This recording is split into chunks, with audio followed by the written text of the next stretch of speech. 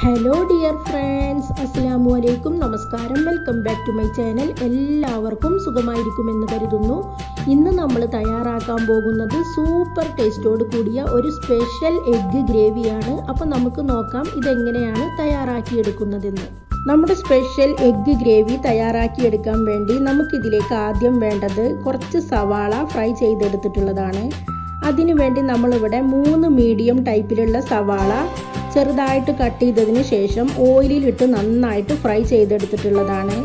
സവാള ഫ്രൈ ചെയ്യുമ്പോൾ പ്രത്യേകം ശ്രദ്ധിക്കേണ്ടത് കരിഞ്ഞു പോവാതെ നോക്കുക.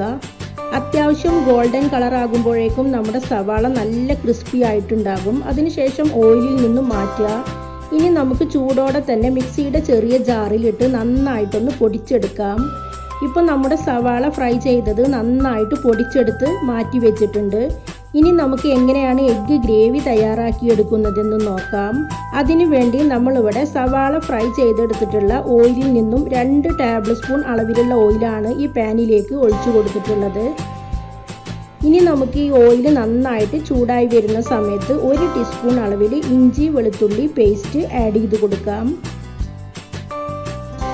ഇഞ്ചി വെളുത്തുള്ളി പേസ്റ്റ് ആഡ് ചെയ്ത് കൊടുത്തതിന് ശേഷം ഓയിലിലിട്ട് നന്നായിട്ടൊന്ന് വഴറ്റിയെടുക്കുക. ഇഞ്ചിയുടെയും വെളുത്തുള്ളിയുടെയും പച്ചമണമൊക്കെ ഒന്ന് മാറി വരുന്നത് വരെ വഴറ്റിയെടുക്കുക. അതിനുശേഷം നമ്മളിതിലേക്ക് ചേർത്ത് കൊടുക്കേണ്ടത് ടൊമാറ്റോയാണ്. 2 മീഡിയം ടൈപ്പിലുള്ള നന്നായിട്ട് പഴുത്ത ടൊമാറ്റോയാണ് നമ്മൾ ഇതിലേക്ക് ചേർത്ത് കൊടുക്കുന്നത്.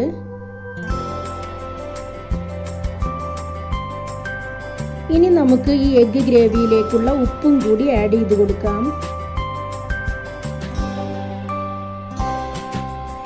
ഉപ്പും കൂടി ചേർത്ത് കൊടുത്തതിന് ശേഷം ഈ ടൊമാറ്റോ നന്നായിട്ട് ഈ ഓയിലിലിട്ട് ഒന്ന് കുക്ക് ചെയ്തെടുക്കണം. ടൊമാറ്റോ നന്നായിട്ട് കുക്കായിട്ട് വരുന്ന സമയത്ത് ഇതിലേക്ക് നമ്മൾ ചേർത്ത് കൊടുക്കുന്നത് 1 ടീസ്പൂൺ അളവിലുള്ള കാശ്മീരി ചില്ലി പൗഡറാണ്. സാധാരണ മുളക് പൊടിയാണ് ചേർക്കുന്നതെങ്കിൽ എരിവിനനുസരിച്ച് ചേർത്ത് കൊടുക്കുക. 1 ടേബിൾ സ്പൂൺ മുഴുവനായിട്ടും മല്ലിപ്പൊടി ചേർത്ത് കൊടുക്കാം. 1/4 ടീസ്പൂൺ അളവിൽ മഞ്ഞൾപ്പൊടി, 1/4 ടീസ്പൂൺ അളവിൽ ഗരം മസാല പൗഡർ കൂടി ചേർത്ത് കൊടുക്കാം. ഇനി നമുക്ക് ഈ പൗഡറുകളെല്ലാം കൂടി ഓയിലിലിട്ട് നന്നായിട്ടൊന്ന് റോസ്റ്റ് ചെയ്തെടുക്കണം. പൗഡറുകളുടെ പച്ചമണം മാറുന്നത് വരെ നന്നായിട്ട് റോസ്റ്റ് ചെയ്തെടുക്കുക.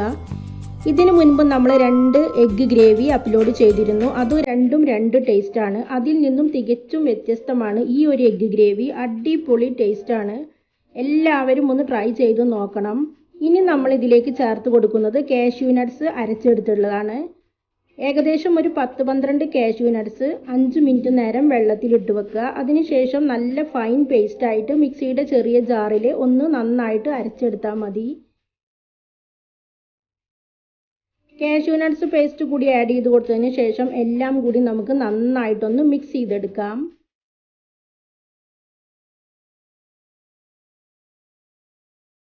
എല്ലാം കൂടി നന്നായിട്ട് മിക്സ് ചെയ്തെടുത്തതിന് ശേഷം ഇനി നമ്മൾ ഇതിലേക്ക് ചേർത്ത് കൊടുക്കുന്നത് നമ്മൾ നേരത്തെ സവാള പൊടിച്ച് വെച്ചതുണ്ടല്ലോ, അതാണ് നമ്മൾ ഇതിലേക്ക് ചേർത്ത് കൊടുക്കുന്നത്.